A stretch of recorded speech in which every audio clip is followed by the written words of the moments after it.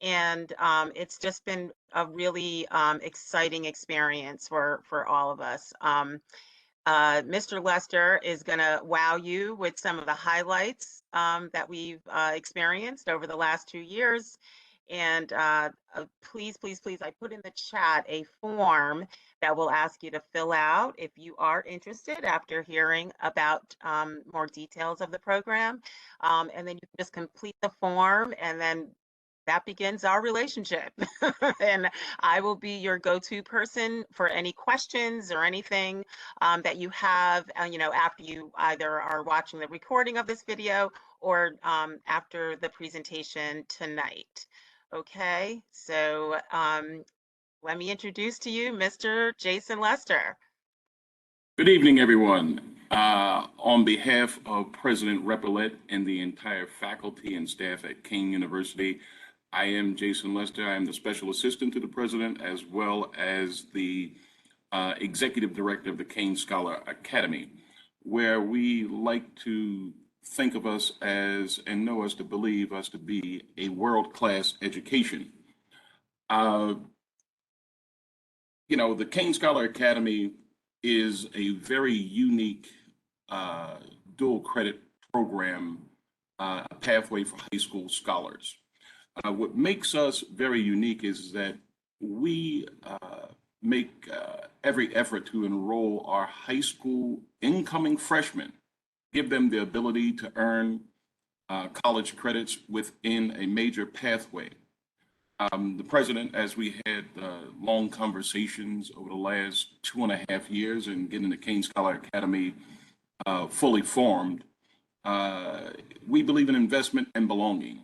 The Kane Scholar Academy is a family where we really take great efforts to immerse our scholars into the fabric of Kane University, which is a beautiful place. It's one of the original teaching colleges in New Jersey. The president strongly believes in providing young people with access, opportunity, and support. As young people entering in the college phase, the transition from middle school to high school it's challenging into itself. But when you add the layer of transitioning into high school and college simultaneously, it becomes, kind of sort of really difficult. But we give our young people every opportunity to be successful with the support that we provide with each and every school district that we work with. Again, our academics are world-class, but the social emotional support that we provide young people with is really something that is, bar none, you will not find this type of program at any other institution. Where you have is, again, we start our young people out as, actually, they enter Kane University before they enter high school. Because we have a 2-week summer programming that we have for all of our scholars, especially that first year, where we give them the nuts and bolts as to how the university operates and facilitates. We take our ID pictures, we tour the campus, but we really, again, start the immersion into Kane University so that they're prepared for in the fall. Let's take a look at what that looks like. Here is just a bare bones credit view of grades 9 through 12 at Kane University. 9th and 10th grade, we actually keep our freshmen and sophomores really close to us. Each semester, they take 2 credits. Again, since every freshman as well as sophomore, they actually all throughout high school, you need an English class. We start you out in the English and math course. And the biggest transition that I've seen since my days from being a high school principal in Piscataway, New Jersey, is the writing component. It's important that we provide our young people with the opportunity to learn how to write on the collegiate level as early as possible. Again, we provide them with a great deal of support and stretching out a college course, a pre-college course over the course of one full year to really hammer down the writing process. Again, it would be silly for us to think that eighth grade students going into freshman year would have the ability to write on the college level. It's going to take a little bit of time, and actually it takes a lot of traditional seniors graduating from high school some time to write on the college level. So again, that is our focus. From a mathematics standpoint, we give students pretty much an algebra 2 baseline test, and depending upon where they score at in there, they either go up, stay in that course, or go up, or move down depending upon the cut scores that we've established as a university. And again, throughout there, these are foundational courses that students, it's required across all of our 5 colleges that make up the university. And again, this provides an early entry pathway into the majors in which students they select. We have the College of Education, the Michael Graves Architectural School, which is probably one of the best in the country. We have our College Business and Public Management, College of Liberal Arts, our New Jersey Center for Science, Technology, and Mathematics. This would be considered that's a lot of heavy STEM, a lot of computer courses that really prepare students for today's environment. And then students would really gather into that their 11th and 12th grade year. Earlier this evening, I was having a great conversation with Ms. Fleming, our district liaison, about a couple of young people that we have in our current Kane Scholars. They were the original cast members. They're actually in calculus. It's a 24-15 class. This is kind of sort of unheard of. And at this day and age where, you have young people doing a lot of things, and these young ladies are doing a tremendous job in making sure that they're staying above, and they actually ask for additional tutoring because they want to continue they have a straight 4.0 with us, and they want to maintain that 4.0. So we're just really pleased to have them. But again, this is the level of dedication that they have to their craft. And again, Ms. Fleming will be able to answer some of the ancillary questions that you'll have regarding the coursework and how students are able to select their courses. But the first couple of years, it's pretty prescriptive. Again, we want to make sure that students have a solid foundation, so when they really start to branch out, they're more than prepared. What are we looking for? Preferably, we're looking for students to have 90s, a grade point average of 90%.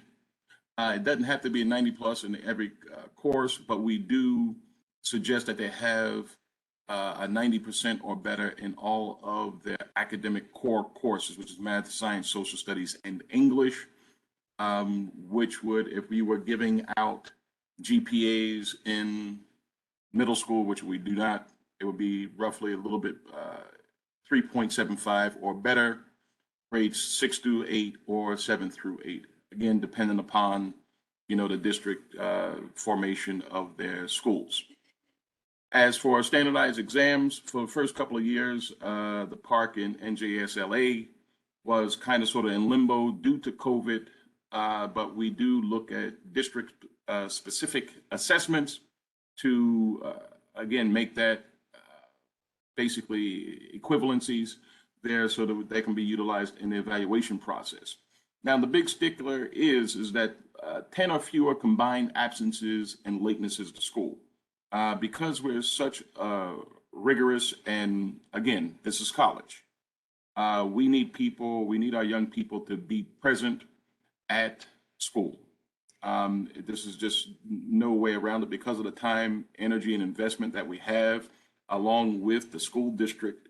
It's imperative that we have young people that are committed to being at Kane University as well at their regular schools on a consistent daily basis. You look at young people who we highly encourage that have at least one extracurricular activity, program, club, sport. We consider for different circumstances, babysitting, community service around Verify. Again, we want again, well-rounded young people who are committed to their communities and willing to make a difference throughout this journey with us. So there's now what we have in terms of application. There's a pre-enrollment documentation that Ms. Fleming will have for people once you contact her that you're really interested. There's a pre-application. And let me spend a little bit of time here on the pre-application. Is that it's imperative that students put the work in the pre-application, because that's kind of sort of all we're going to go by is what you say that you want. And you need to put your best foot forward in terms of making sure that our admissions teams really get a feel and sense for what you want to become and do as a young person. Then there's also the KSA district parent release forms, because the Columbia High School cannot forward us that information without the permission of the parents. So again, and the district has a form that they need to fill out. They're quite aware of the attendance, the grades, all the test scores that we'll need, again, to give our admissions team a package to deliver and to really evaluate. I will say this is a highly competitive process. You're up against, I'm going to say 15 other school districts that are now a part of it. We will be bringing on probably 2 more school districts in the near future. So again, if you're a highly competitive person, please make sure that you understand these things. You may have all the prerequisites, but that does not guarantee that you will get accepted into the program like any other college or university. And I just want to be really clear about that. Now, important timelines. The articulations agreements have been signed between South Orange Maplewood School District as well as Kane University. That's ongoing. I'm in the middle of parent presentations, January through February. I have a few more this week and a couple next week. Student applications, that's traditionally determined by your school district. And since tonight, I'm sure Mrs. Fleming will give you the update on it. We tend to have our acceptance letters completed by April 7th. That's a good time for us to work with. That gives the team enough time to review applications and really set some things forward. For those that like the plan, for those students that get accepted, the summer orientation is the week of June 26th through the 29th. We go Monday through Thursday. July 5th and 6th, that will be a virtual camp and just like, because we do have a virtual component that we have to adhere to. And then we have July 10th through the 13th, which is in our Skylands campus, which is in Morris County. That's where a lot of our environmental sciences take place, which is a beautiful campus. It's very picturesque. I invite you to really look that up online so that you can see the scope of that old monastery that was given to Kane University. And July 17th through the 20th, that's only for 11th and 10th grade students.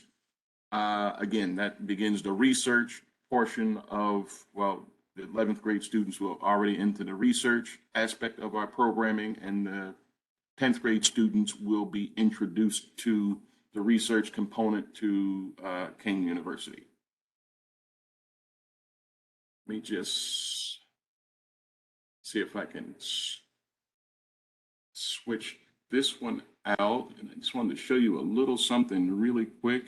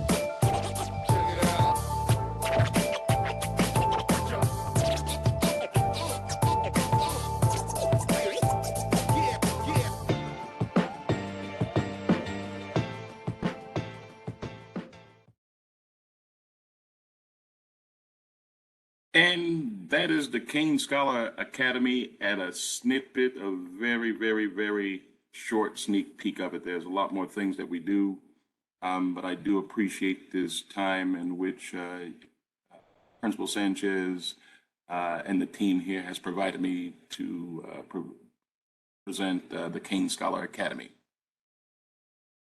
Thank you much. Thank you so much, Mr. Lester. This is just a little, as you said, a taste. And again, something so everyone in the eighth grade is aware of the program. We want to make sure it's not a secret. And so that's why we brought you here and invited you, and we so appreciate it. And again, there is a link for any questions. You could always reach out to Ms. Fleming and Mr. Vecchione. And we thank you, Mr. Lester and Ms. Fleming, for all of your time. Okay? Thank you. Have a great time, and I'll see you soon. Stay well. Absolutely. Thanks, everyone. All right. So let's start off with Mr. Vecchione, who's our director of counseling. He is going to, he's already made this presentation to your children last week. And now we will be talking here about all of the great programming.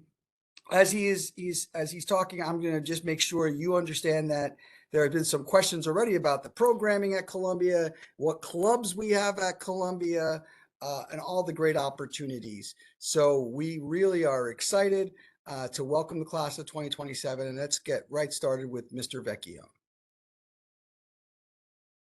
All right. Hello, everyone. So welcome to our course request, high school intro, program of studies, all of that good stuff night. So first, welcome to CHS, class of 2027. I know that may seem a little far off now, but once high school starts, it does go very quickly, and sooner rather than later. Your students will be off to bigger and better things and spreading their wings as adults. So, going on. So, tonight's program, first, we had the representatives from the Kane Scholar Academy, which requires students to start as incoming freshmen. We wanted to respect their time and allow them to present right at the beginning. So they didn't have to stick around till the end at around 9 o'clock. But elsewise, we're going to discuss course selection, what to expect. We're going to give you a walkthrough of how the course selection process works. So we're going to give you some screenshots on what you should be seeing, as well as the supports that are located in the building. So first, credits. That is a massive difference between the high school and the middle school. In the middle school, I like to consider that the minor leagues. And when you step up to high school, it's the major leagues. This is where everything you do and everything you take and every grade you earn matters. So the only way to receive credits is through passing your courses. Every full year course is 5 credits, and we move from there. Students must attain 120 credits at minimum by the end of their senior year in order to graduate. We have different requirements for each subject, as well as electives that you must complete. Your student and their counselor will meet multiple times each year to discuss to ensure they are on the track to graduate. One thing about credits, there are 2 ways that you could not earn credits in the high school. The first, very straightforward, is if you do not pass your class. In that instance, students will have to either repeat the class the following school year, or retake it in summer school. The other way to not earn credits is through attendance, seat time. This was the part of the mention of the presentation where a lot of your students, when we talked to the 8th graders, had a little bit of a gasp. I guess because they didn't realize how serious it is. But those are the two ways you could not earn the credits for the course. All students will have two GPAs, a weighted and an unweighted, which we will get into a little bit. Courses do have pre and co-requisites, meaning prerequisites, something you must complete prior to being able to take a course. So for example, if you want to take film 2, a prerequisite would be film 1. And then a co-requisite, something that you have to take concurrently with said course. Like physics, we usually request that students also at the same time or have previously completed Algebra 2. And it's a bigger building.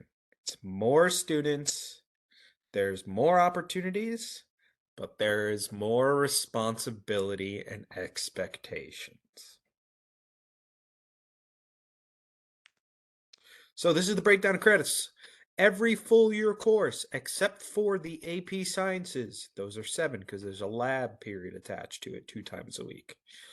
But every other full year course is 5 credits, is worth 5 credits. So English 1, 5 credits. World History, 5 credits. Then you have semester classes. These are your electives. These are 2 marking periods each. So as freshmen, you will have the opportunity for 1 full period of electives each. So the first semester they'll have 1 class, maybe film, and then semester 2 they'll have another class, journalism, as an example. Those are 2.5 credits each. And then we have our marking period courses, which are 1.25 each. Those are your phys eds and your healths. So we do have a policy that requires students to earn certain credits in order to be considered the following grade level. So in order to be considered a 10th grader, students must earn and hold at minimum 30 credits. So for example, it says below, most 9th graders take 35 credits per year. If a student passes every one of their classes, they will have 35 credits, and the next year they will come in as 10th graders, sophomores.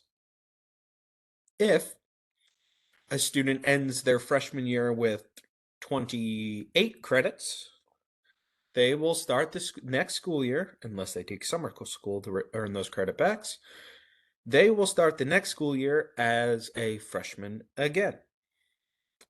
So 30 to be considered a sophomore at minimum, 60 to be considered a junior or an 11th grader, and 90 to be considered a senior. And as I said earlier, 120 is our graduation number. That is set by the state of New Jersey. So we do have an 8-period academic day. We strongly suggest that incoming freshmen leave their conference period free in order to take advantage of the resources and supports we have, as well as any potential future freshman experiences. But you know what? Just want to emphasize, Mr. Vecchione, just because it might be confusing. There is a 9-period day, right? There's 9 periods within the day. Yep. One of the periods is what we call conference period. Mm-hmm. And I would say about 2/3 of our students take that opportunity if they want to meet with their teachers. And we really suggest that, as they transition. However, some students want to get that band experience still, as well as another elective, and they may take 9 periods. Right now, excuse me, they're not taking 9 periods. They might have something all 9 periods, including a lunch. No one can not take a lunch. So, but what happens there is it will preclude a child from seeing a teacher during that conference period. They can see the teacher hopefully maybe before school or after school, but that doesn't happen during that conference period. So if a student wants to make up a test or something like that, they find that to be very advantageous. But again, if you're brand new, if your child's 8th grade is your oldest child and not familiar, we do have a 9-period day. No one, everyone will have a lunch. So then there's 8 periods to choose from. However, we do have a tradition of the last period, right, that you're going to choose would just be left blank as a conference period. But again, about a third of students do take an extra class, if you will, to continue their studies. That's something I think you might want to talk with your child about how many times they use conference period or academic interventions or academic time in middle school, and how comfortable they might be with high school. So that's just something I just want to make sure so there's no confusion about the periods of the day. And each period is relatively 44 to 45 minutes. Some periods are 43 or 44, some periods are 45. So it's anywhere from 44 to 45 minutes a day. There you go. So these are our 4-year graduation requirements that all students must attain in order to graduate. 4 years of English, 4 years of phys ed and health. So there is no way around that in the state of New Jersey. 3 years of math. Usually our process step is Algebra 1, Geometry, and then Algebra 2. So from where you are in the path dictates where your next step will be. 3 years of science. All freshmen will take biology. That is the science. After that, they will get a choice of physics or chemistry, and then the third lab science will be of their choice. 3 years of history. So we have world history, which we call World History 2, which continues off of what your 8th graders are learning now. And then 2 years of U.S. history, 1 year at minimum of a world language, and years taken in middle school do not count towards that total. I do want to say, however, colleges are expecting 2 to 3 years of a world language. So while the state and the school to not require that 2 to 3 world language, if you know you are planning on applying to 4-year college to continue on after high school, it is highly, highly suggested that you continue with that same language for 2 or 3 years. Then we have our electives, our visual performing arts, and our 21st century life and careers. All students must complete at least 5 credits of each. These are your electives, so they're usually, not always, but usually 2.5 credits each. And then we have 1 semester or 2.5 credits worth of a financial literacy requirement. That can be fulfilled in multiple ways, but the premise or the background of the idea as to why it's required is it has its foundations in personal money management, balancing a checkbook, mortgages, leases, car notes, rent, and the like. Things that financial concepts that students will need when they fully graduate into the adult world. There are also testing requirements moving forward. There are multiple pathways to obtain that. The first pathway is always through the state test, which is the NJGPA. If the student does not meet the cut score for that, there are alternate pathways. So it would be the SAT, ACT, PSAT, any of the other placement tests they may have to take, like the AccuPlacer, if the student is going to a community college. And then last but not least, if none of those work, there is a portfolio review process where basically they complete a series of work with with a teacher, and then we submit it to the Department of Education and Trend for review and approval to allow a student to graduate.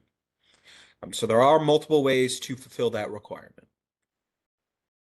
As I said, before, all students Can I have. just add one? I'm sorry, just there was a couple just math questions for middle school to high school that I think are it's really important to go over. Do you have a slide for math later or no? I just want to make sure. We do. Okay, then we'll save it for then. Just it's just a question about whether math in middle school counts for graduation. Just the understanding that the answer is yes and no. No, it doesn't count for the number of years that you take in high school math. So if the requirement is 3 years, you still have to have 3 years. However, technically, right? Let's say you have finished geometry. If you finished algebra one in middle school, you don't have to take algebra one again at the high school level, right? We'll count that at the middle school. And so you can begin at the next level, but it still doesn't count as a year of math yet, according to the state of New Jersey. Nothing that is done prior to June of 2023 can count for graduation requirements. If you do take something, let's say over the summer of eighth grade going into ninth grade, technically that can count, right? And is accreditation, is a acceleration, but nothing before the completion of eighth grade. So I hope that clarifies, but we'll get to that when we get to math. Sorry, sir. Continue. All right, moving on. So as I said previously, every student will have two GPAs. One is a weighted, one is an unweighted GPA. This basically tells you what courses go in to each and what the main difference is, which is down at the bottom. Weighted GPAs only include academic honors and AP courses, plus the honors electives. Non-honors electives are not included.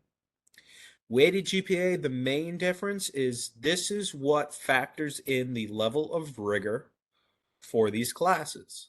So this is where AP courses are weighted more heavily, honors courses are weighted more heavily, etc. Unweighted GPA takes into account all classes taken and treats them all the same, weights them all the same, regardless of level of rigor. So an AP class weighs the exact same as an honors, which weighs the exact same as an academic. Those are our three levels. Each student will have both. And if they do apply to college, each college will get both.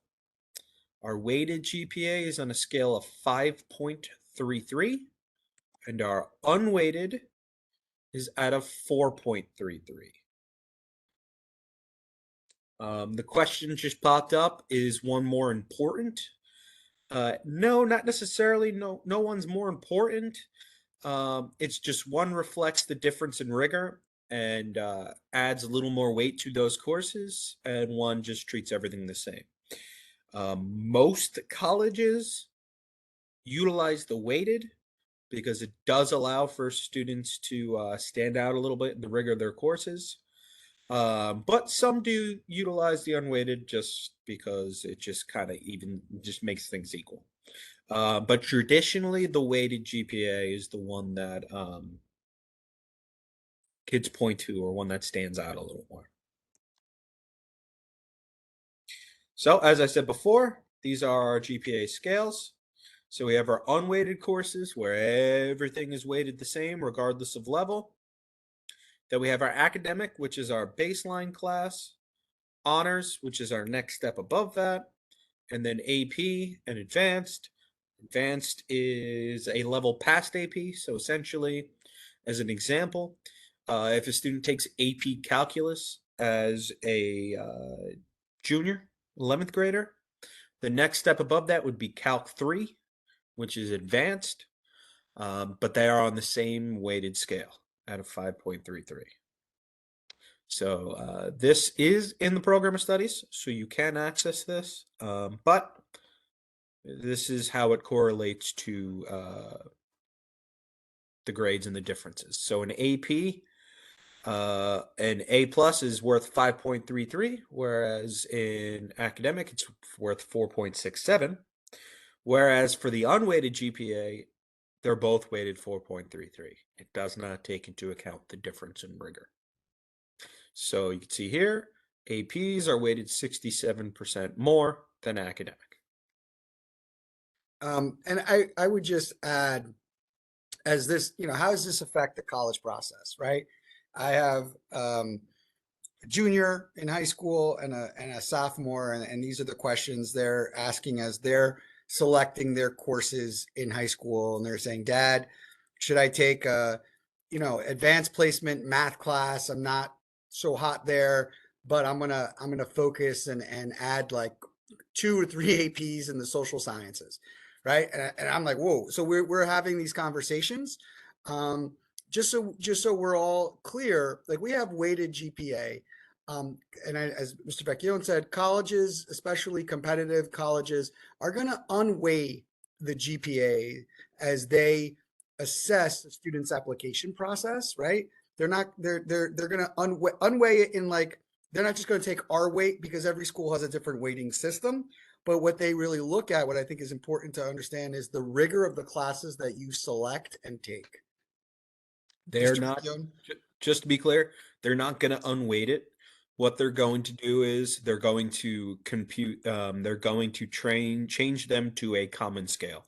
So every high school may have a different weighted GPA scale, 5.33, 5.0, 4.67, whatever it may be. Most colleges operate on a 4.0 scale. So what they will do is they will take ours and convert that to a 4.0 scale. So I wouldn't say it's unweighted. It's just they change the scale so they make everyone across the country on the same even playing field. But that still does take into account the difference in rigor. I hope that makes sense. Absolutely.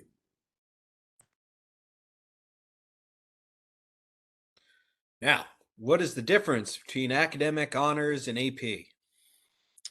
Academic courses are our standard basic level classes. These are the courses that align with all New Jersey learning standards, and this is our baseline course. Honors is the next step up. It meets the same academic requirements and standards as an academic course does, but it goes more in depth. It covers more complex versions of the content, as well as moving quite a bit quicker. So they cover more of the topic itself as well. There's also a higher expectation of quality of work. So the teacher will expect more, will assign more, and will grade accordingly. AP is another notch above that. So AP is a college curriculum given to us by the College Board, and the teachers are College Board approved to teach said class at the college level. And there is an AP exam at the end of the year for each AP course. Now, to put it in perspective, I used English as an example for your students. An academic course, an academic English, you can be expected to have about 1 to 2 hours of outside reading per week. For an honors course, you may be looking at 5 to 6 hours of outside reading time per week. AP, you're looking at 8 to 10 outside hours of reading per week. That doesn't include the increased expectations of work performance and work quality. That doesn't include any additional in-timed writing or working assignments while in class. That doesn't include the amount of essays, etc. That all bump up and are more frequent the higher the level of the course. But it does put into perspective the workload difference between the 3 levels. So your academic is your basic course, is your traditional college prep level course. Honors is the next step above that. And then AP is a step above that. So I hope that makes sense. So the question is, are you ready for honors? AP classes are not available to freshmen, but honors are. So what are some of the common traits that we find in students that succeed at the honors level? Here are some. The first one, not necessarily required, but it is a big indicator of success, is the student highly interested in the subject? So for me, I'll use myself as an example. In high school, I was very interested in history, social studies. That was my subject. And I jumped at the opportunity to raise and challenge myself and raise the level. So I pick and chose AP Gov and AP Psychology as an example. Because that was a subject I knew I enjoyed, and I knew the increased workload would not be such a burden on me. Regularly complete work on time. As they move up in levels, honors and AP, there are less allowances for work completion and submission.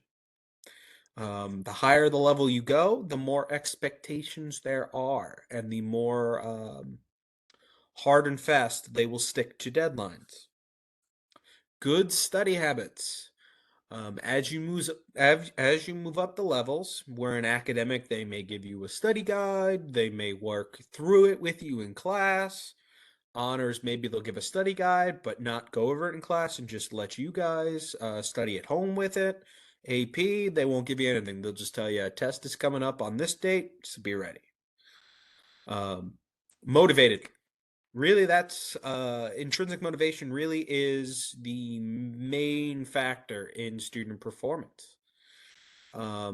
Students really need to be motivated, especially as they climb the ladder in rigor, because a lot of it will be expected to be started,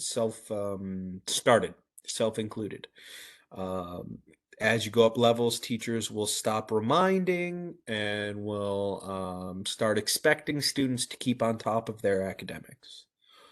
Responsibility, that kind of goes hand in hand with everything that I shared previously, and then seeks help. Students who succeed in these harder courses are the students that are willing to recognize when they need a little extra help and are willing to seek it. This is where we have conference period as well as the other academic supports in place. They're not afraid to advocate for their help. And honors in general is seen as the pathway to AP, as it is the step between. It raises the rigor up a little bit, but not quite to the full AP. So it's kind of like dipping your toes in the water, so to speak. So as I said, Mr. Vecchione, there were just a couple questions that I haven't looked at the statogram in a little bit about just like the average GPA and what one can expect. We'll get to that, I guess, a little bit later. We have, I think last year, June, 50% of our students were in honor roll. Another 10% were in high honor roll, which means all students had A's in every marking period. So we're very proud of the successes of our students. And we also talk about, our AP program, which is exceptional with over 25 courses that we offer. And I think we're adding two more this year, right? And we want to balance it. So when a freshman year, there's no AP course option, right? That's a healthy thing. We don't want, the point is that as you're considering honors, it's a good way of thinking, as you mentioned here, this path to AP to really begin that rigor.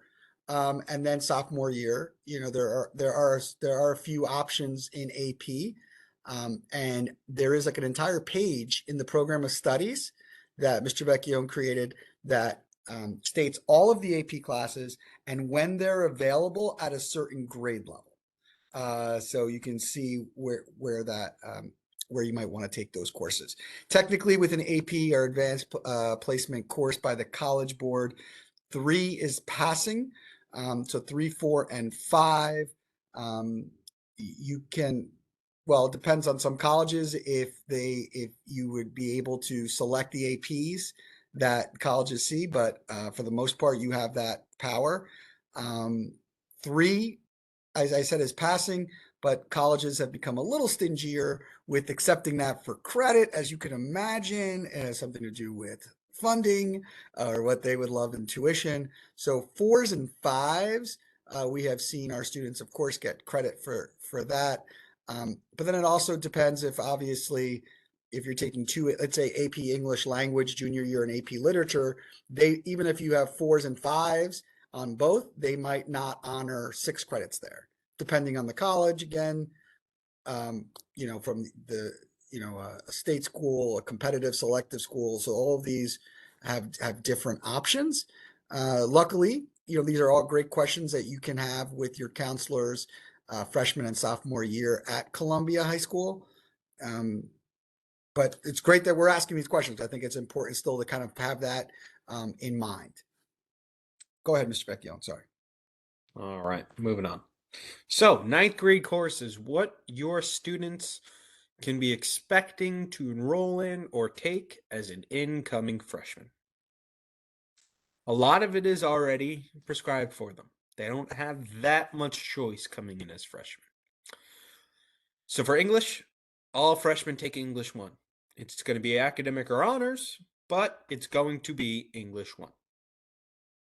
Math, I can't tell you exactly because a lot of students are all over the place in terms of where their math is. Depending on if they took accelerated courses, depending on if they took some advancement courses over the summer, or just what courses they took in the middle school.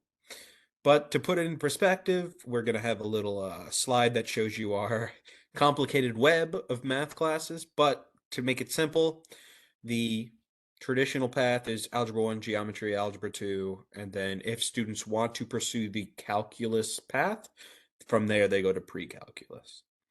The science for all 9th graders, all freshmen, is biology. Again, academic or honors, that's fine. It's still biology. World History 2, I mentioned that earlier. We call World History 2 because it's building upon what your students are learning now in 8th grade. Again, academic or honors, it is still World History 2. You'll have your phys ed, 3/4 of phys ed, and health 1/4, lunch, as Mr. Sanchez discussed before. Your world language, students will get a choice, academic or honors, as well as 2 additional languages, which we will get into a little later on. And then, as I said, you'll have 1 period as a freshman for electives.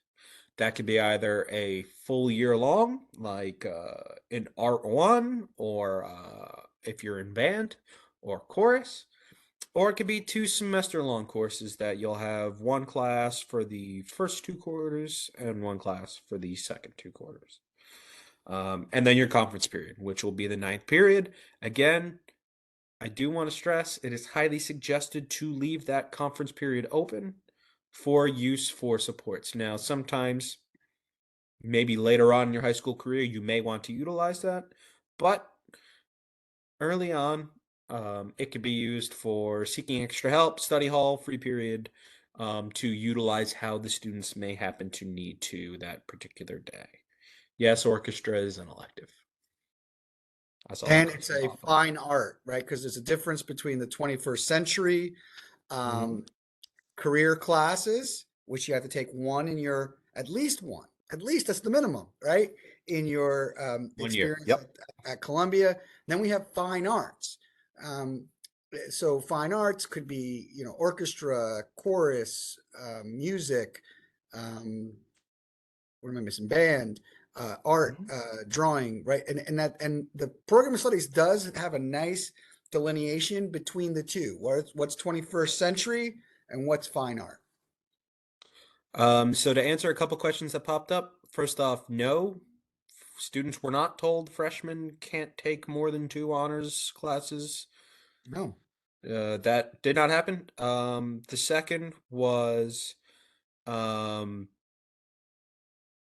students will stay on campus for lunch next year. Yes, that was it. All freshmen must remain on campus for lunch. Leaving campus is reserved for sophomores, juniors, and seniors. Which is, my friends, a bonus. Most schools only allow seniors. We are fortunate here. We have a lot of local eateries, and there's a lot of independence that is earned at Columbia, and so we start that sophomore year. So whether we have, how many honors classes you take or not take, that's something to consider by having a conference period, right? And we talked a little bit about math. I just want to reiterate something that I think is, did we hit that math slide, or we still haven't done okay, I'll wait because I know we have the one with the little boxes everywhere. Mm-hmm. Yes. No, it does not matter about World History 1. Students can take World History 2 as right in. You just start off at the Middle Ages and the Renaissance, and you continue going that way. I want to just mention something interesting, by the way. Our World History honors class, our World History 2 honors class, is taught at the honors level. And though the teachers do a lot of what we call pre-AP work, like we introduce, and I'm sure maybe some of the 8th graders already have started to do document-based questions and DBQs. We feel that this 9th grade instruction, what our teachers do and how they scaffold it for our students, that they can take the AP World History. If a student has kind of excelled and done pretty well, a student can choose to take the AP World History test at the end of 9th grade.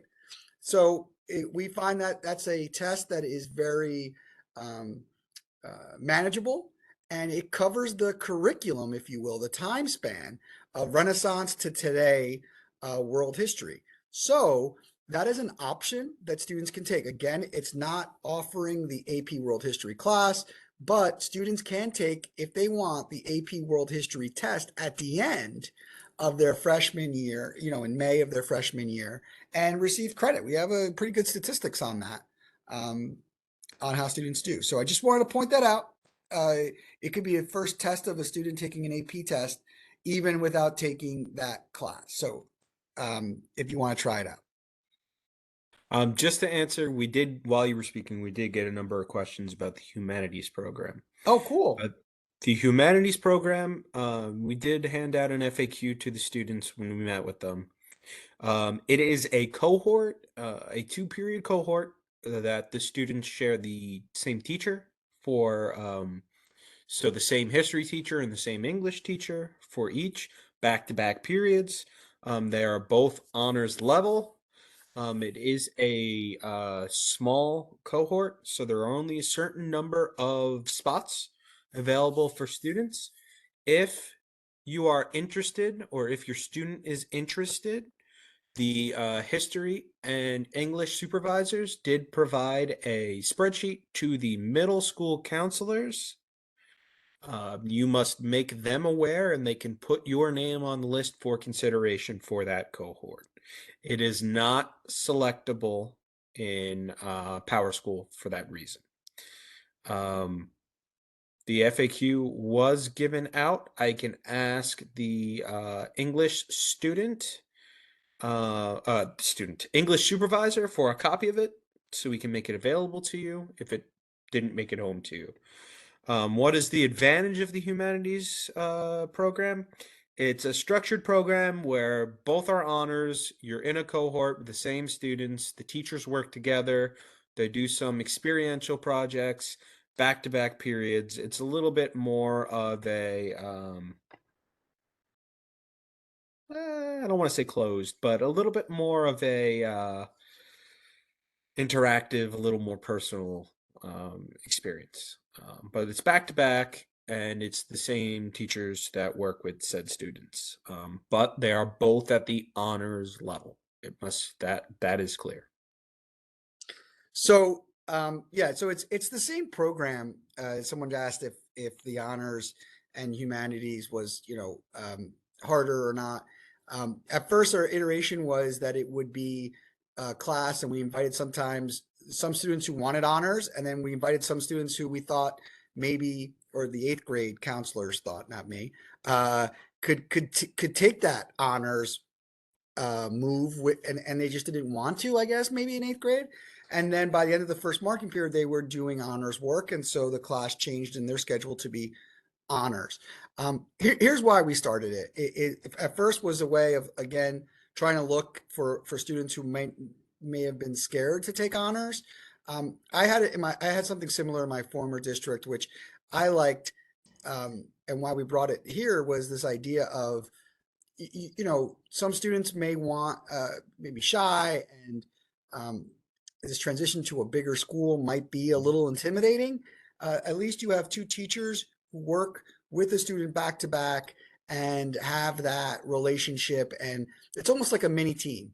As we have teams in the middle school, this is like a mini team with just two teachers. Now, if this continues to work, we will be making this the model, right? Across the entire ninth grade. That's not where we are right now. This is our second year.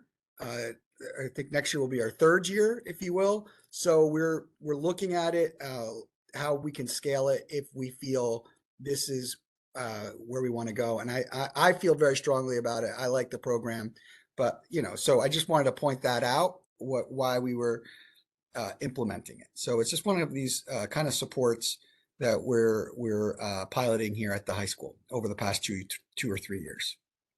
So just to reiterate, in order to be considered for the humanities cohort, you must have your student, or you can speak to your current 8th grade school counselor. They will put your student on the spreadsheet for consideration. Please keep in mind, there are only a certain amount of spots available, and they will take into account discussions with your current 8th grade teacher in both of those subjects, as well as state testing scores, star reading scores, and just overall interest and performance in the class. So there will be a number of things, but there are only a certain amount of spots available, which is why we do not make it choosable in the course requests on PowerSchool. So again, if they want to be considered for the humanities cohort, please speak with your 8th grade counselor and they can put you on the list for consideration. And to answer the other question, someone asked, is there something like that for science or mathematics? At this time, no. This is simply a history and English program together. So, English 1, academic or honors. We discussed this already. Math, here's your sequence. Algebra 1 is academic only. Geometry, Algebra 2, and for some students, not many, but some, pre-calculus. They are all academic or honors. And then at the bottom, we have summer math advancement. I know we do that in district, but as well, some students choose to take it at a nearby college, for an example. If that's the case, when submitting your course requests, please select the next math in your sequence as if you are not taking an advancement or summer course. Let me repeat. I'll use an example.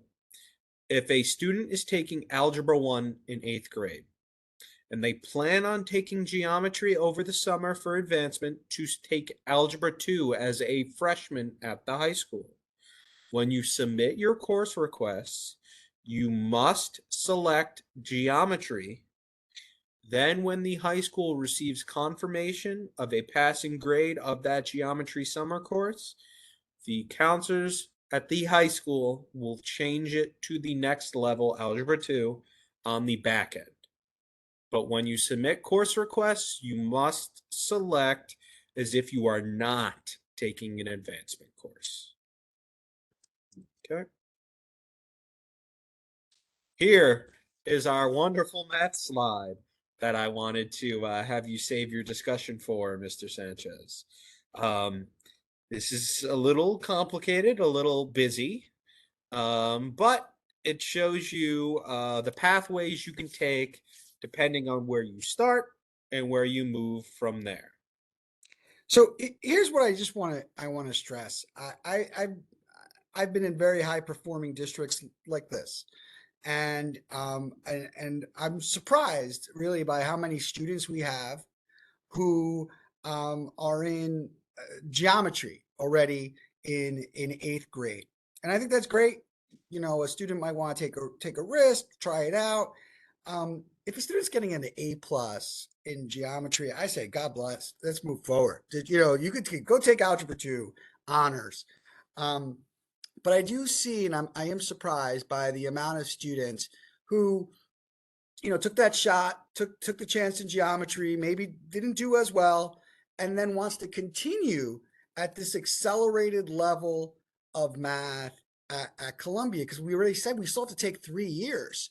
So I'm not sure where this race is, right? For a student to then take algebra 2 in ninth grade, right? Take pre-calc honors or something in 10th grade, and then suddenly in 11th grade they're in AP calculus AB BC, and then if they want, we have like math professors here, and you can take calculus 3, you can take multivariable. We have those programmings, but those are, I think, for students who really love math and want to move forward. What I think sometimes surprises me if I see a student's like, is an accelerated math, if you will, has taken geometry in eighth grade and then wants to just do algebra 2 at college prep level.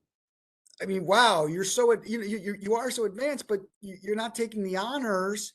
When I would just recommend take geometry again, take geometry honors in ninth grade and really kill it, really get it under your belt.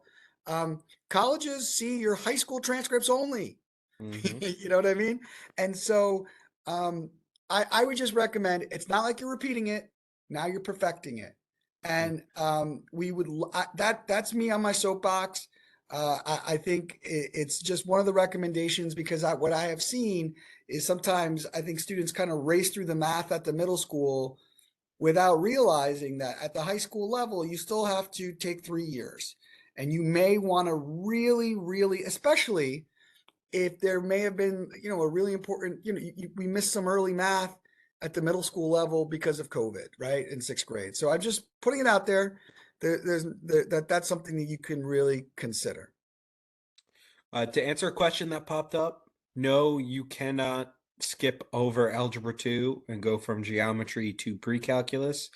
Pre-calculus has a lot of algebra 2 foundation in it. So we always follow the track of, at minimum, algebra 1, geometry, algebra 2. And then from there, you can choose to utilize pre-calculus, statistics, discrete mathematics. If you get past pre-calculus and you want to go into calculus or AP calculus, you can go that route. After that, you have Calc 3, linear algebra, advanced topics in math. There are multiple ways you can go. But in order to go to pre-calculus, you do need algebra 2 knowledge. So the answer to that would be no. So here's our complicated web of where you can go, what directions, and what leads into what. Science, as I said, all freshmen will be taking biology. It'll just be academic or honors. Afterwards, sophomore year is when the choice starts to come in. Social Studies, World History 2, academic or honors. Again, it doesn't build upon anything you are taking in World History 1. It just picks up where you left off in the time period. So there's no need. So again, if you're out of district and you're coming into the district, doesn't matter that you didn't take our World History 1 class. You'll just pick up where World History 2 picks up. World language. So as I mentioned before, this is where we offer 2 additional options that were not available in the middle school. That is Italian 1 and French 1. Both of those are at the academic level. So students will get a choice of what language they want to start in. Just because they took Spanish in middle school does not mean they have to stick with Spanish in the high school. If a student wants to, say, okay, I've taken Spanish, but I'm actually more interested in French, that's totally fine. They can request that. But we also do offer Mandarin and Spanish as well, which should be what your students are already used to. Mandarin 1 and Mandarin 2, Spanish 1 and Spanish 2. Now, the question comes up is what are the cutoffs or what are the suggestions to know should my student take, let's just say, I'm taking Mandarin in 8th grade. So does my student go to Mandarin 1? Do they go to Mandarin 2 academic or Mandarin 2 honors? So in speaking with the world language supervisor, he gave me basic guidelines of how to approach this. So I'll use Mandarin as an example, but the same goes for Spanish. If your student has an A in the class, is doing really well, likes learning the language, we would recommend that you go for Mandarin 2 honors. If your student has somewhere between a C and a B plus, honors is a possibility, but you may also want to consider Mandarin 2 academic. If the student has a C minus or below, that is when your Mandarin 1 retaking becomes an option, because foreign languages build upon the previous year's knowledge, and they do not repeat and go back over what was covered in the previous year. So if a student does not have a solid foundation, they will be at a disadvantage at the next level. So if the student is not performing that well, you may want to reconsider and start at the level 1 if that's the case. So those are the generalized guidelines put forth by the foreign language department. Now, if a student has prior knowledge with a foreign language, let's just say they've been in Spanish because that's what was offered at the middle school, but they have some prior working knowledge of, say, Italian or French or something along those lines, or even Mandarin, they can speak with their teacher, who will then contact the world language supervisor. And then at the beginning of the school year, the supervisor will give them some form of assessment to gauge their knowledge and then place them in the appropriate course accordingly. But that is on a case-by-case basis, so we can't give that generality out in this, in the general discussion. So if you speak Italian at home, you have a working knowledge of Italian, you could test and then, be placed in a higher level in Italian. But in terms of languages offered at the high school, we offer the same languages offered at the middle school, plus an additional 2 if that's the route you would like to go. So we give students choice here. Here's where, freshmen do get an opportunity to make a decision. Phys ed and health. So the state requires 4 years of phys ed and health. Now there's a little wrinkle, which I will discuss on the next slide. Option 2, I know a lot of you have already asked questions about that, but we will get to that. All freshmen are automatically loaded with 1/4 of health and 3/4 of phys ed, with what we call holding codes. Because at the high school, you will have your phys ed period, but then you will be able to select what specific phys ed activity you would like to be involved in for that quarter. Volleyball, badminton, basketball, fitness, whatever it may be. However, it's still phys ed. We call it arena scheduling. So one day every marking period, the counselors will go down to the gym each period, and they will meet with the students and allow the students to pick what phys ed they want to take.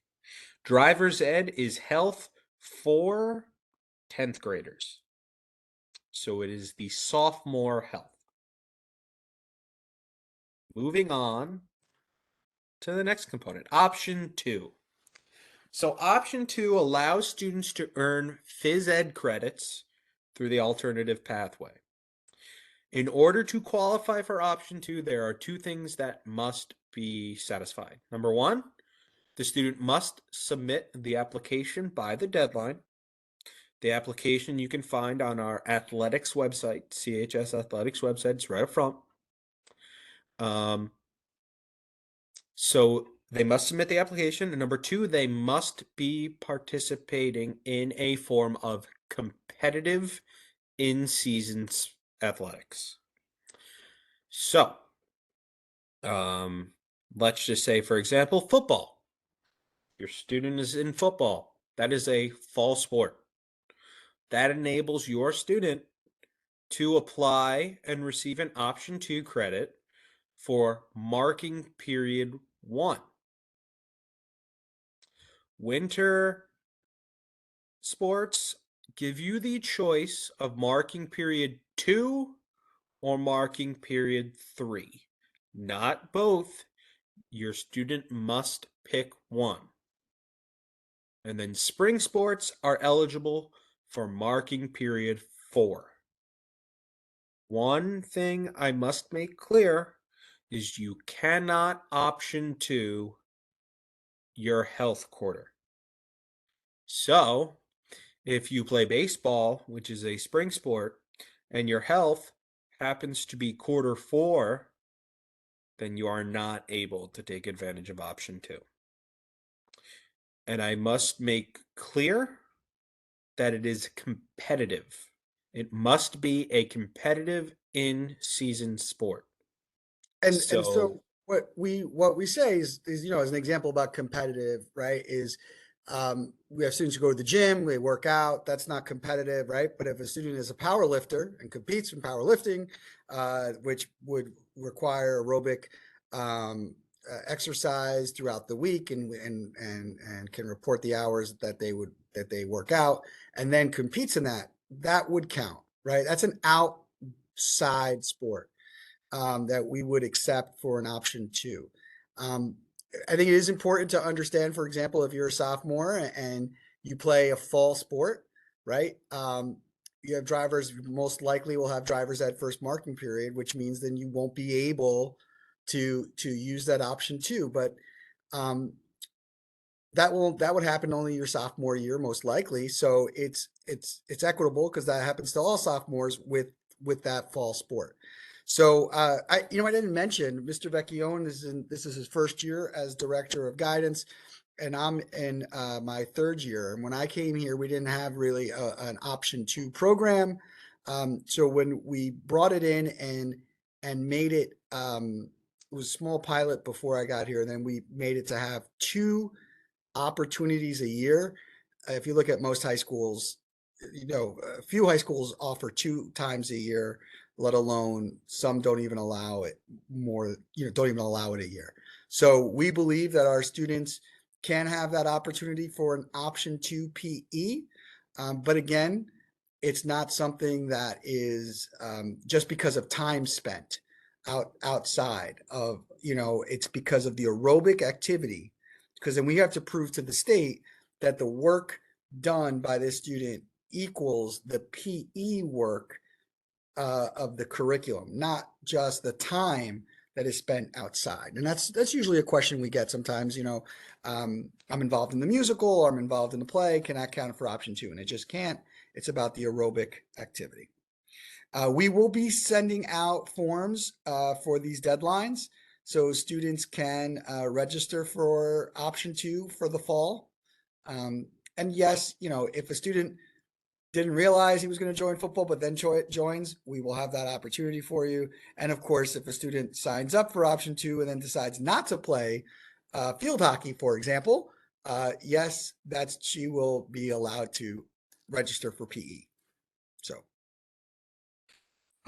just to get into a little bit of the nitty gritty, let's just say there's a fall sport that has tryouts, and the deadline for the application is July 1st. The tryouts usually are not done by July 1st. In that situation, we recommend the students who are trying out submit the application. Then we will get a list of the students who make the team and remove the students who didn't and allow them to register for PE. So I hope that answers that question. One clarification point that a lot of students ask, even our current students, I have a spring sport. I'm in baseball, but it's winter and we are in off-season workouts. Does that count and qualify for option 2? The answer is no. You must be in-season competitive. Additionally, outside sports, this does not only apply to varsity Columbia sports.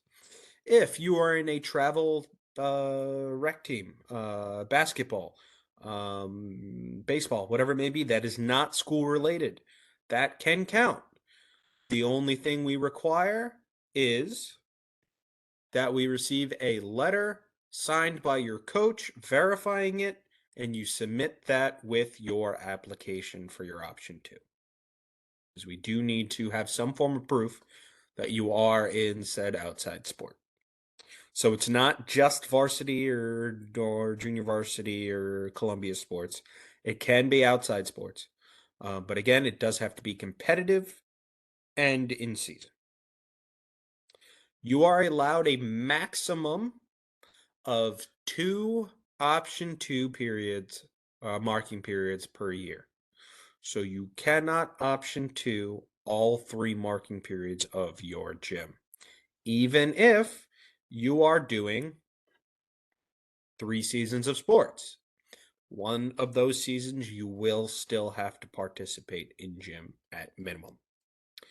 So when you have an option 2, you will automatically be signed a required study hall. That will have a teacher present. They will be taking attendance, and it is what earns you the credits for gym. So students who have option 2, they have an everyday study hall instead of gym. They will be given a grade of P for pass and awarded the 1.25 credits for that gym quarter. However, P's do not factor into the student's GPA. So there is no impact on a student's GPA for choosing option 2. So I hope that answers some of the questions regarding this. Again, there are deadlines for the applications, and they will be closed at the end of the deadlines. So again, if it's a tryout sport and you're still not sure if they've made it or they haven't made decisions yet, submit the application anyway. We will get the list from the coaches, and then from there we can change and modify it. Students are not allowed to leave the building during option 2.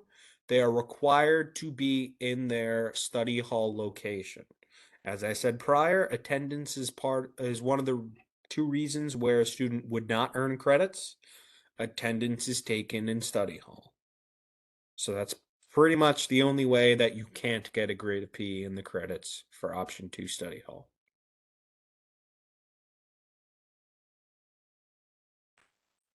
Choosing electives.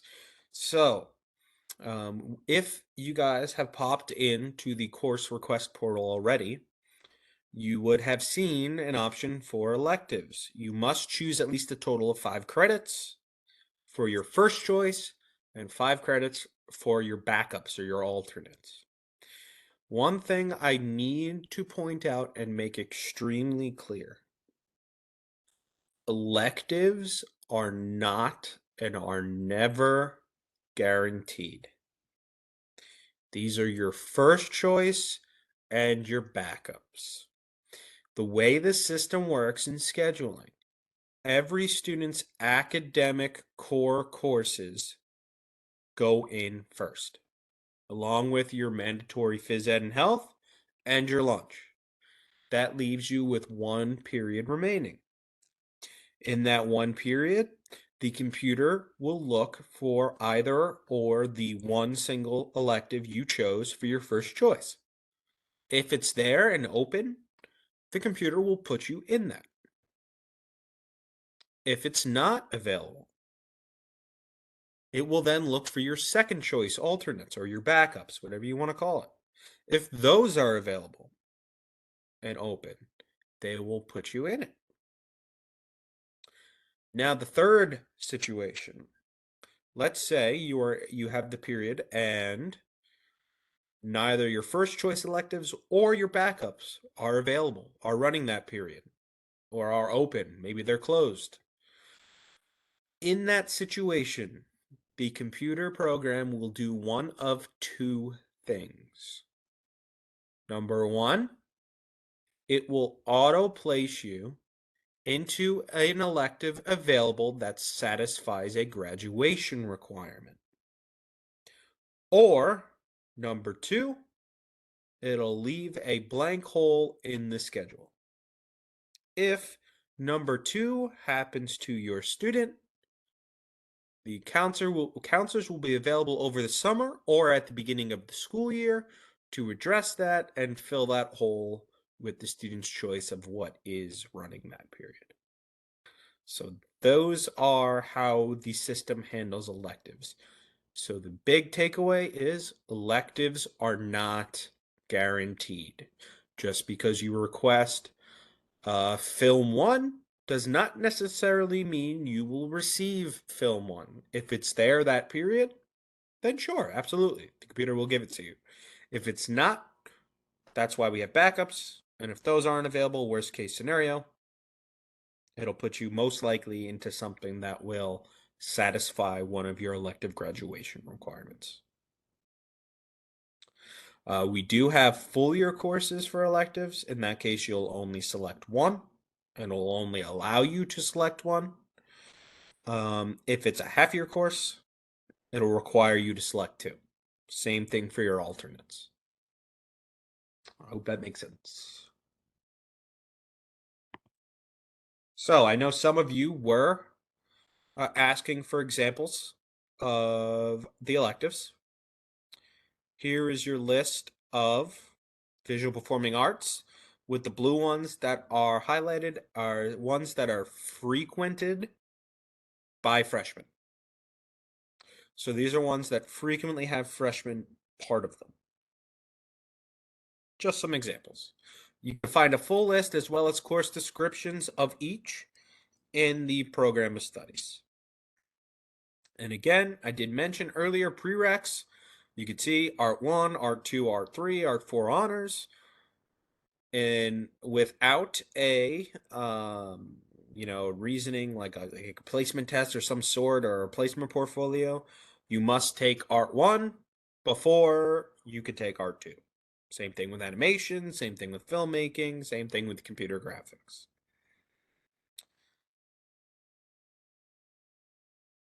And then here are your list of 21st century life and careers, a sample of them, as well as, again, the highlighted blue ones that are, a little popular, frequented by freshmen.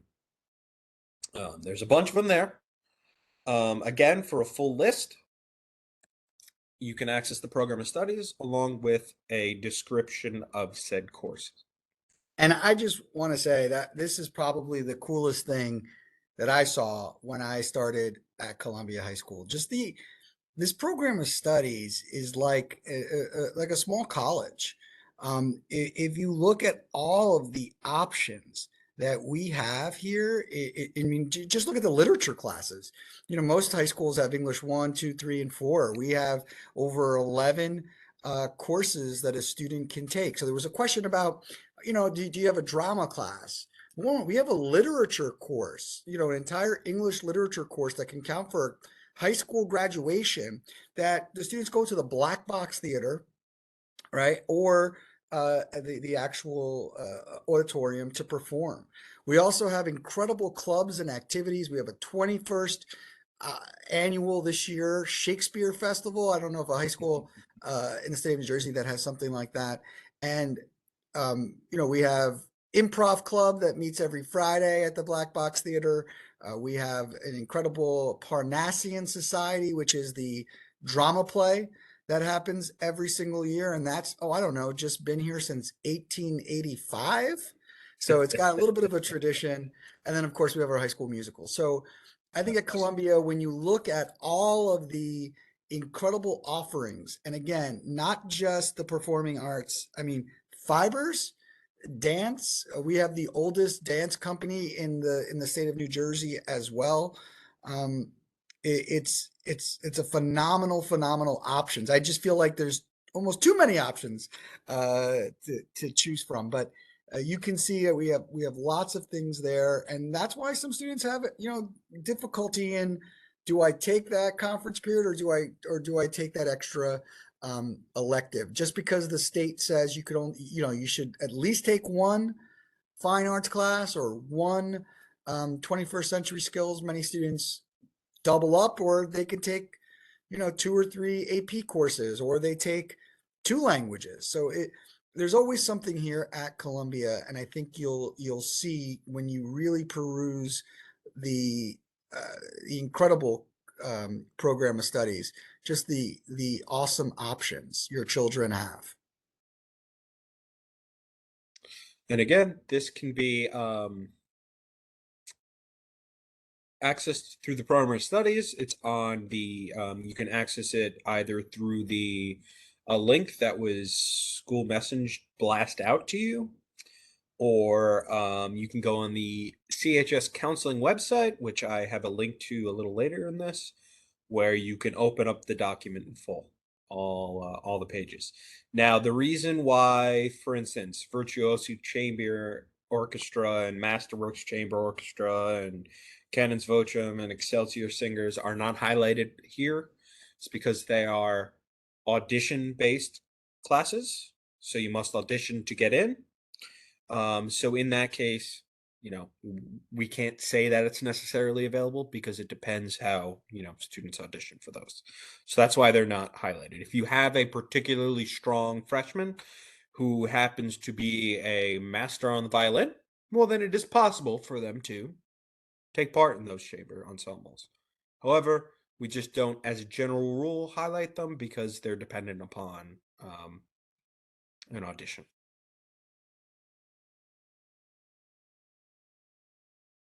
And last but not least, for our electives requirements, that's your financial literacy requirement.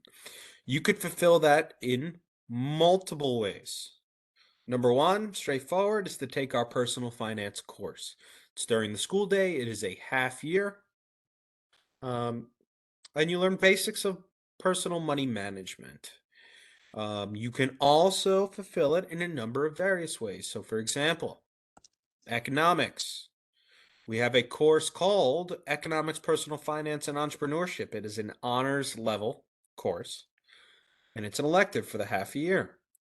You can fulfill it later on in your high school career as a junior or a senior by enrolling and passing AP Macroeconomics. You can do so by enrolling in our new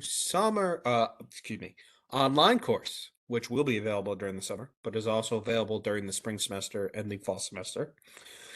Previously known as Money Skills, we now have and operate in Foundations in Personal Finance. This is an online course that is completed separately on the student's own time. It is not checked up on, and it is not done during the school day. It is self-paced. Students register. We release a registration form depending on which semester students are taking it. So we just recently closed the spring enrollment back on the 17th. There will be another one for students who want to take it over the summer, but that won't be sent out to parents and students until we get closer to the end of the school year. And then the fall one is usually offered about 3 weeks in September to give students time to register and get started. Again, it is self-paced and it is up to the student to complete the course by the deadline. They are provided a deadline. If they pass, they will be given a grade of P and awarded the 2.5 credits on their transcript. Again, P's do not impact the GPA. If a student does not complete the course in the allotted amount of time, they will not receive the P for passing and will not have satisfied the requirement. So it's very important that you complete it by the deadline. But again, it is self-paced, it is online, and it is done outside of the school building, outside of school hours. So that's just another option if students do not want to utilize a class period during the day to fulfill this requirement. We offer another option. Planning ahead.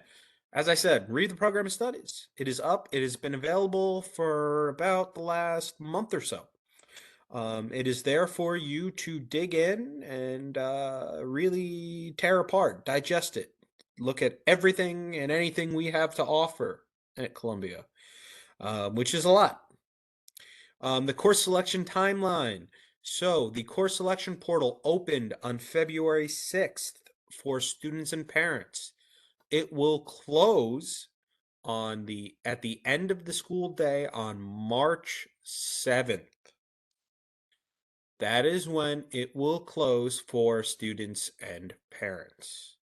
That doesn't mean changes can't be made afterwards, but it means that you on your end will not be able to do that. Any changes after that March 7th deadline must funnel through the high school counselors. They can make changes accordingly.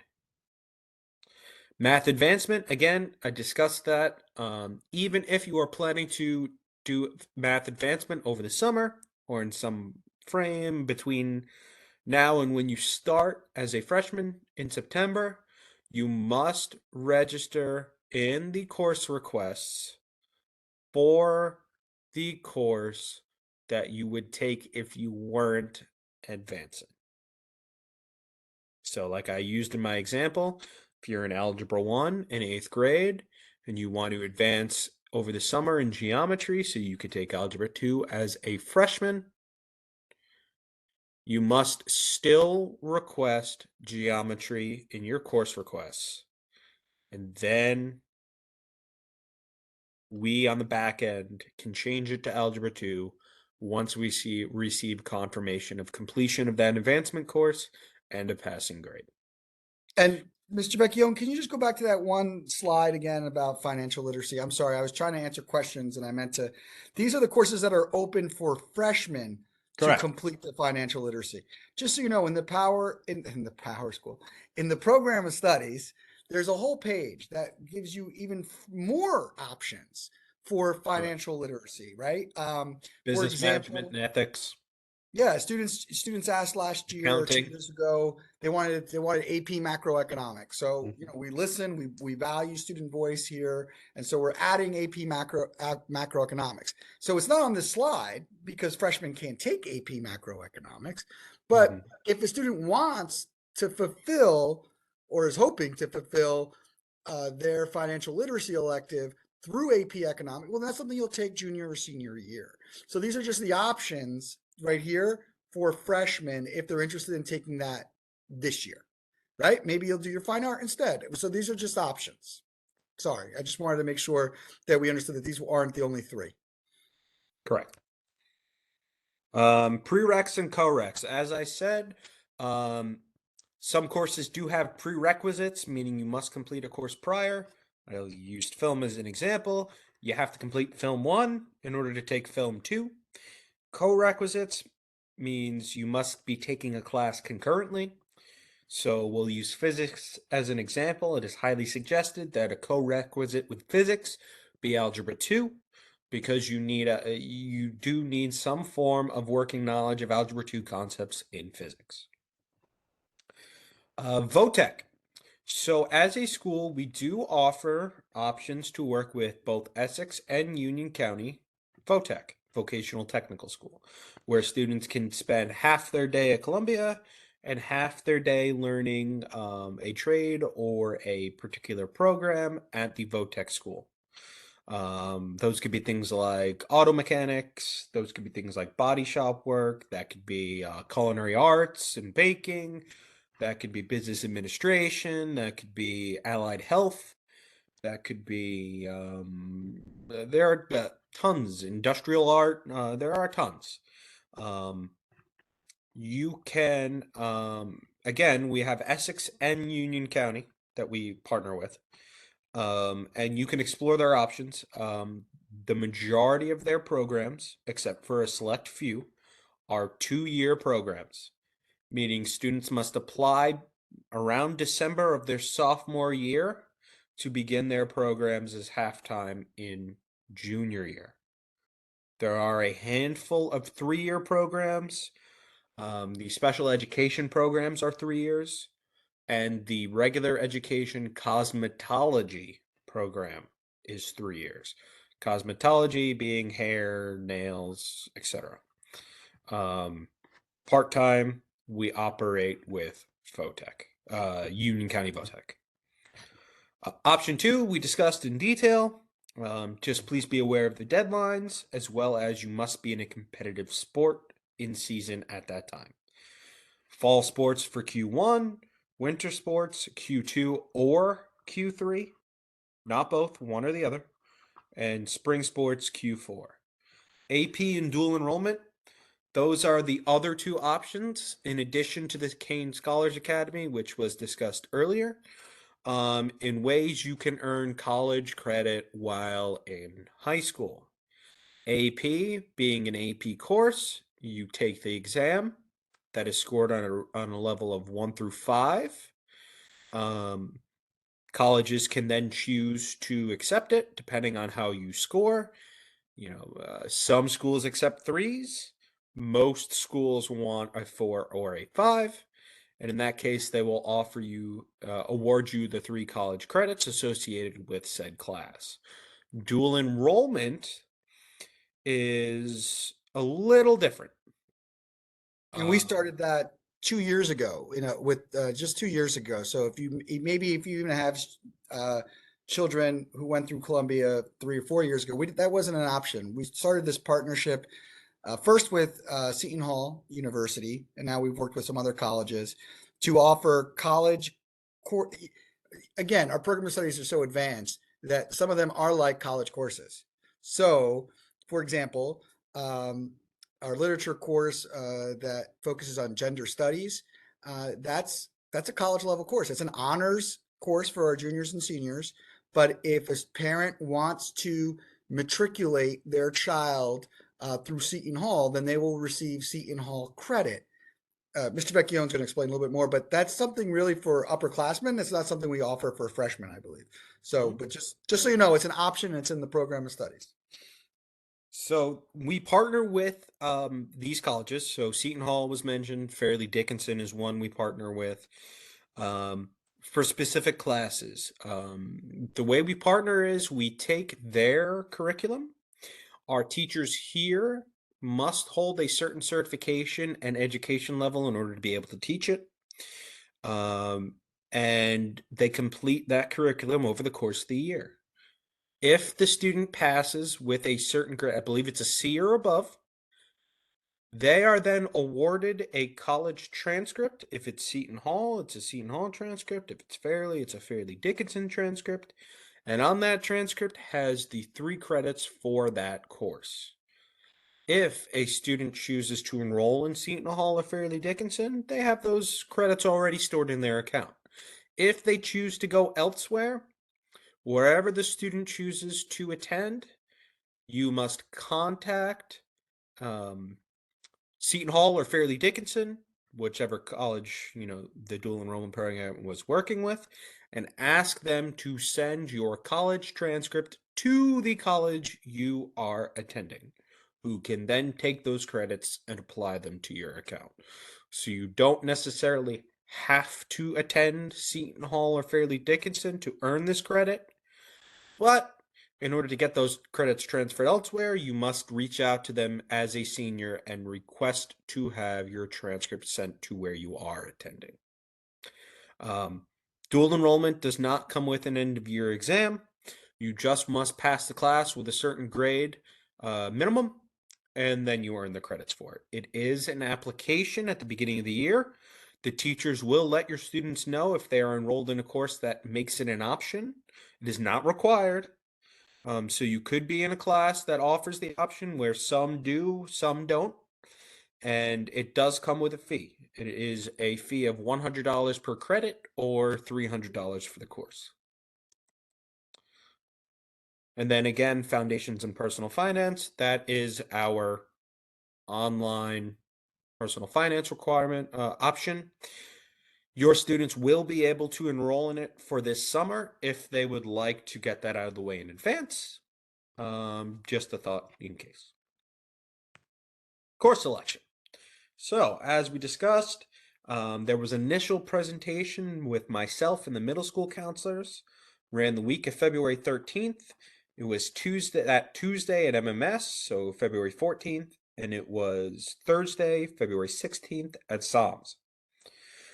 Afterwards, in late March, the high school counselors will be traveling to the middle schools and we'll be meeting with each of the 8th grade students one-on-one to discuss the submitted course requests that hopefully will have been submitted by then.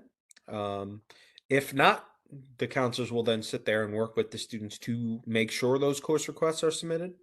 They'll discuss, level, what's appropriate, what their hopes are in terms of their high school career. Just make sure everything is correct and okay.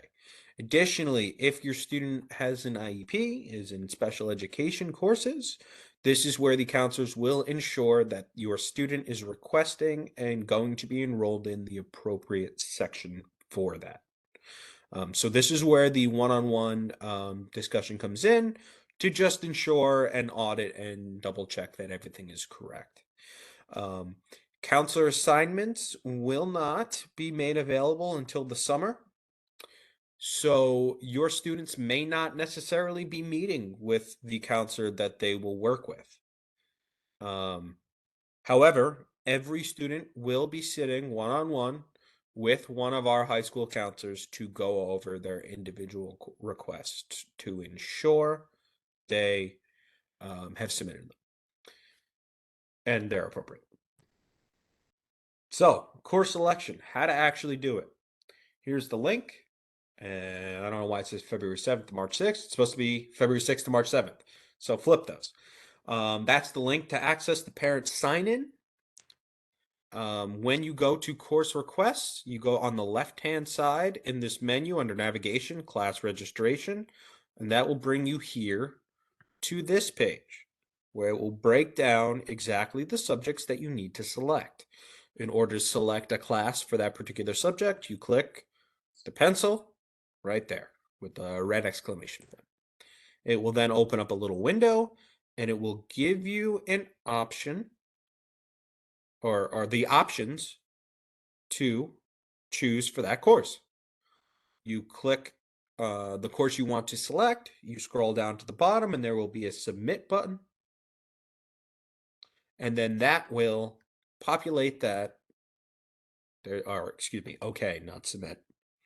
And that will populate that back in the pencil. And that red question mark will, or the red exclamation point will change to a green check mark. Please be aware that this is more so later on in their career because freshmen really don't have that much choice. Please be aware that there may be more than one page. So if you scroll down, it will give you the option to click next. Again, you click the box and click OK, and then there it shows up in your subject listing, and then there's the highlighted check mark. Once you have all check marks, you can submit it. So there's your social studies. So in this case, your fine arts alternates, if you want to pick fine arts alternates, practical arts, which are now 21st century life and careers, for alternates for there, as well as additional requests. So you may not have fine arts alternates and practical arts alternates. In that case, additional requests is where your elective alternates will go. Then at the bottom, it will tell you how many credit hours you are requesting. It needs to be in total between 35 and 40. Mr. Vecchione, just quick questions that I can't answer because I'm not familiar with this platform. just two elective slots. So not sure if that is choice one and backup of your choices. If doing So, two semester so long there will courses. be in. Okay, so first off, just because I already saw a bunch of pop-ups already here, here's the link for the Power School, or you could just follow through the Power School parent login through our Columbia website. Seems like someone's posted it up in there for you in the chat, so you get access to it that way. In the electives section that shows up for you guys, that will be your first choice electives that you put in there. Then there should be another section, additional requests, where your alternates will go. If there's not, please let me know and I will immediately make that available for you. If you go to submit and there's an error, it will show you that it failed and it will tell you why it didn't go through. So in this case, this person happened to not pick anything but English. You must have all of the courses selected in order to submit. You can't submit like English and then click submit and then come back to it. It won't let you do that. Then again, submit once you have all check marks and you have between 35 and 40 credits requested. And then this is the confirmation screen where it'll give you a breakdown of the courses you chose, how many credits, and then report generated. Nope, sorry, I forgot I had a touch screen. And then report generated at that time with that date. This is how you know it has been submitted and the counselor and the system has your requests in. Afterwards, you as the parent must go in and complete a form verifying that you are aware. So you log into the parent portal. On the left-hand side where it was class registration, there's an option for forms. The first option when you go to forms should be student course request verification SY 2324. That's what you want to fill out. You click that. It'll present the courses that your student requested in front of you for your review. You then at the bottom enter your name and the date and you press submit. And that is what informs us as a school that you, the parent, have reviewed the student's course requests. If you have difficulties accessing your parent Power School account, the link down right here can help you with that. This is right on our website. So just some discussions of CHS in general. So who will be your point people? Principal Sanchez, obviously, who is here. Assistant principal, as of now in the rotation, will be Mr. Wooler. Director of school counseling will be me. Student assistance counselor for your grade level will be Miss Martinez.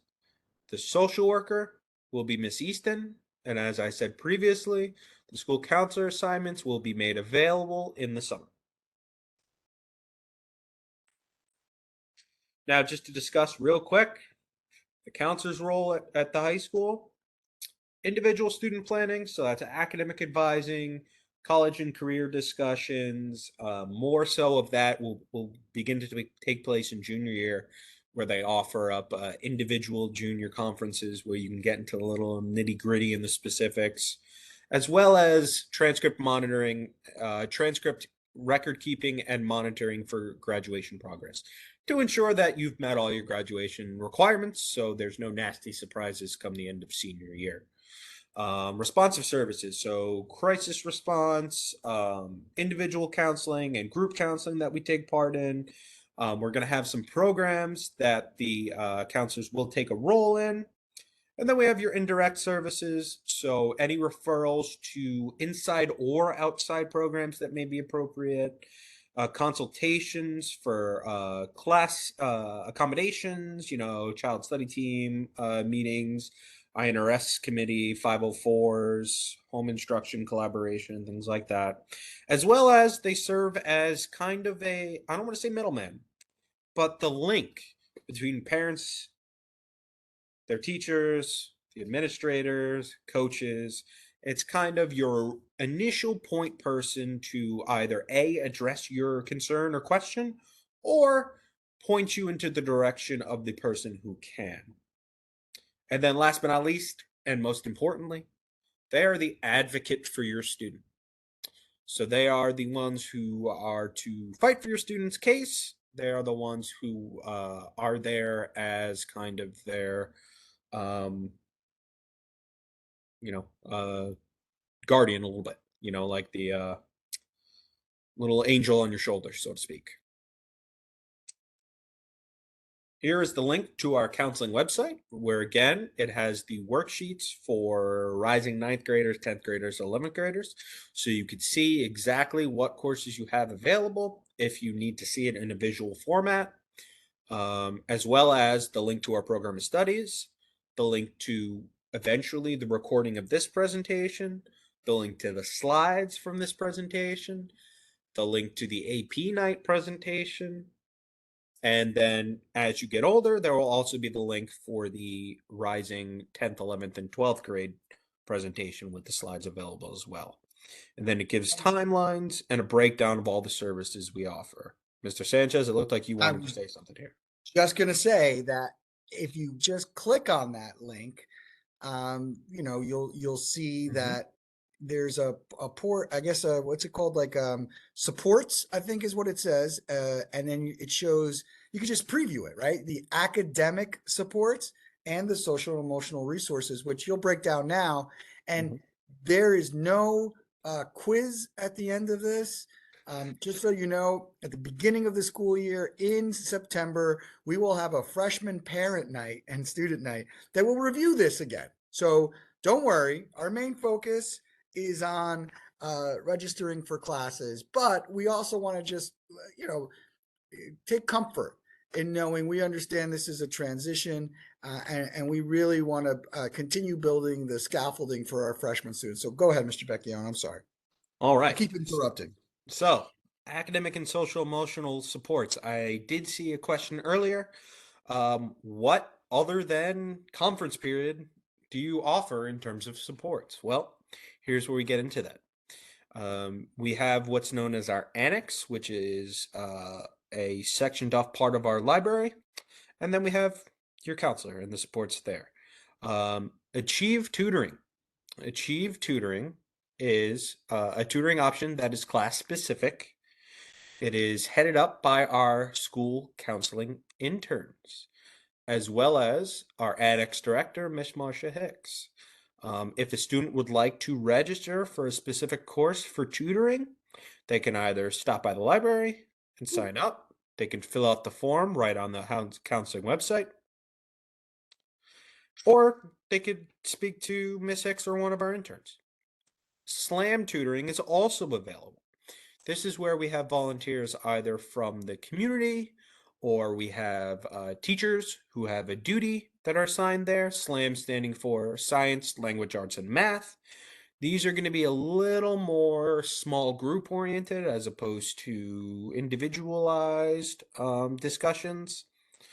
And it's available for those subjects. Teachable Tuesdays, as we discussed conference period, we can skip over that.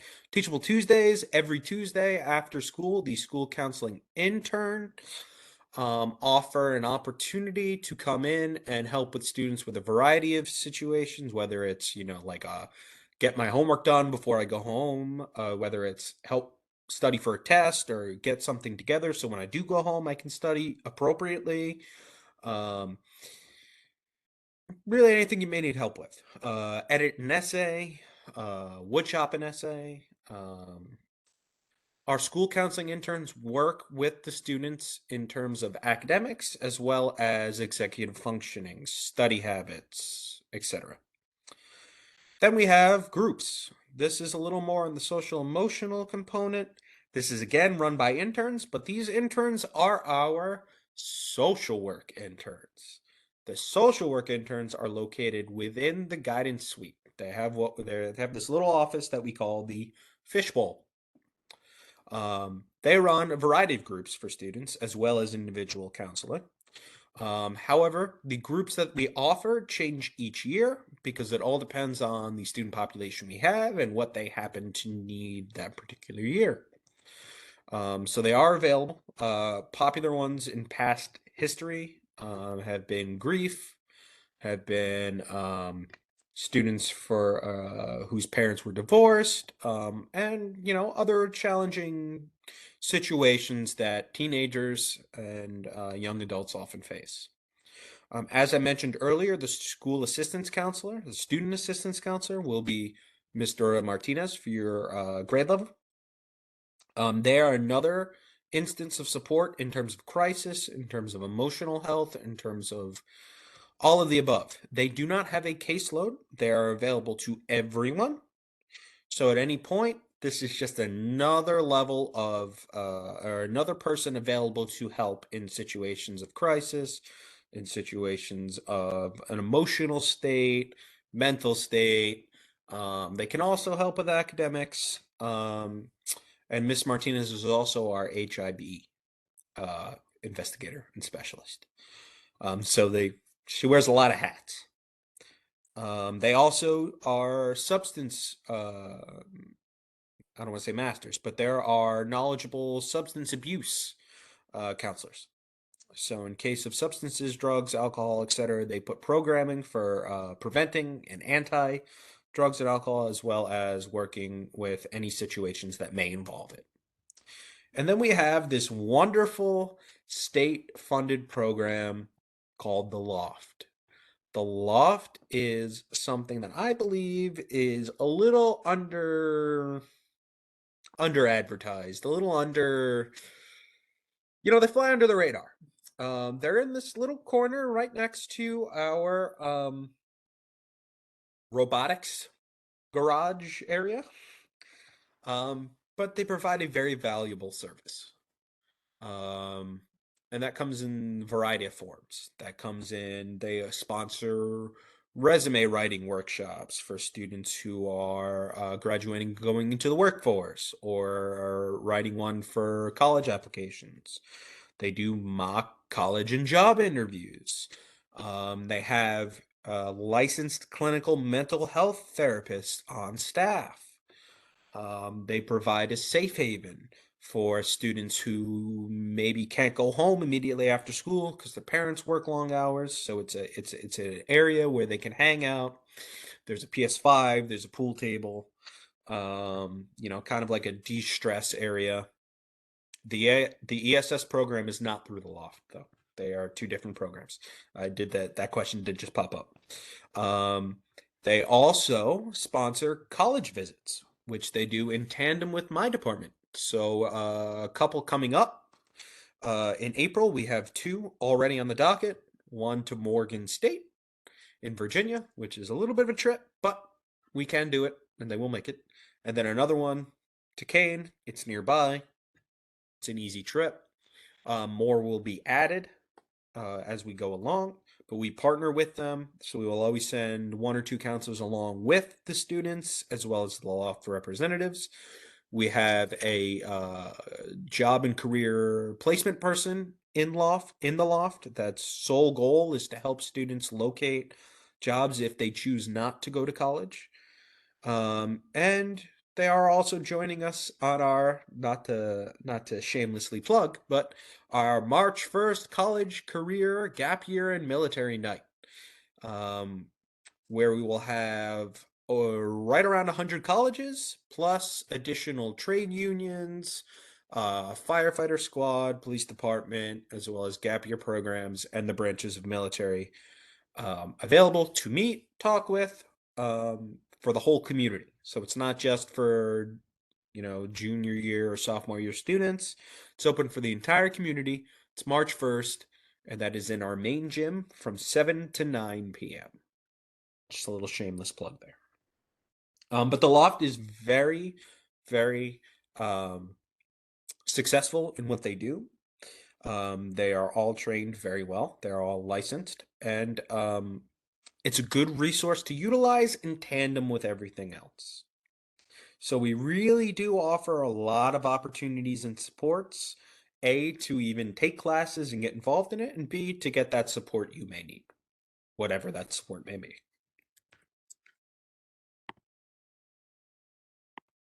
Reminders, You can edit and change your online requests until March 7th.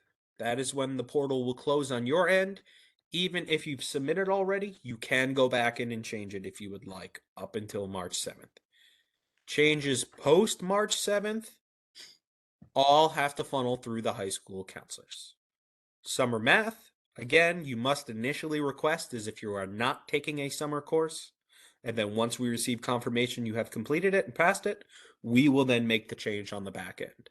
And Anthony, what about so much very quickly for our parents that are out of district? You know, they live in town and they maybe went to private school K-8 and now are coming to Columbia. They register. Just want them to understand that the master schedule will not be built, you know, after Correct. March 7th. We have plenty of time. It will not affect. But when can they start to register? They can start to register as soon as they get access to Power School. So what's going to happen is when the registration takes place, so there's going to be some paperwork that needs to be filled out. We're going to receive copies of the transcript from wherever you were for your 8th grade year.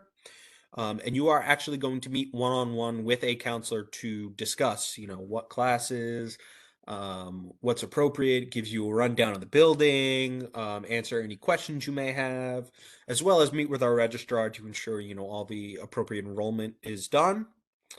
And at that point, you will actually sit down with the counselor and the counselor will walk through this with you, because they can submit requests on their end for you. So it's a little bit more of a, you kind of skip the step of having to initially pick. You would just then meet with the counselor directly, but that happens a little later on down the line. But again, nothing is created, no schedules are populated on March 7th. It's just the cutoff for our initial request numbers. So then the supervisors can take those numbers and figure out how many sections of each class they need to run and what structure in the day they're going to put in place for those classes. Nothing will be populated. So it doesn't matter if you've already submitted your course requests or if you wait till the last second on March 7th. Doesn't make a difference. Nobody's being enrolled in a class until much later on down the timeline. So no worries there. There's no time crunch. We just needed a cutoff date and we needed enough time to work with the supervisors and then ultimately then begin working on building a skeleton of a master schedule. Then we put the courses in and then we start populating students, running scenarios, seeing what works to get the most amount of students, the most classes that they requested. So I hope that answers that. All right. And last but not least, please challenge yourself. We have a lot of opportunity. We have a lot of offerings for you to experience, whether that be academic, whether that be experiential. I say this about college a lot, but high school is also, you know, what you make of it. You know, the opportunity to grow, mature, develop, and build upon and develop skills that will serve you for the rest of your life starts now. So you want to build those habits, you want to make them your norms, and you want to basically build as solid of a launching pad for yourself as possible for once you turn 18, become an adult, and leave the childhood world behind. You have a good, solid, sturdy foundation to then move on and become a functioning and contributing member of society, which is ultimately all of our goals. So again, challenge yourself. Don't be afraid to take risks, and you know,